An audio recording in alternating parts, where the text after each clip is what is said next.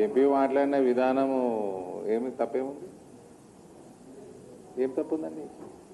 India Pakistan విభజనలో చాలా అతలాకుతలమైంది. 10,000 మంది చనిపోయిన అనవసరంగా.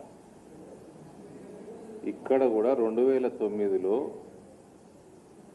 స్టేట్మెంట్ ఇచ్చి వెనక్కి తీసుకొని భగ్గుమన్న తెలంగాణలో 100 మంది 9 నుంచి 14 మధ్యలో చనిపోయినరు.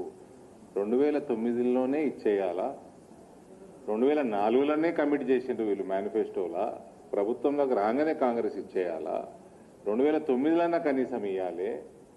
రాజశేఖర రెడ్డి చనిపోయినాకన్నా గమ్మున ఇచ్చేస్తే అయిపోతుండే.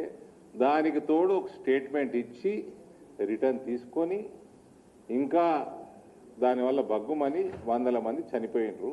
ఇదంతా అనవసరము అన్నది ప్రక్రియని తప్పుపట్టిండు ఎంపీ.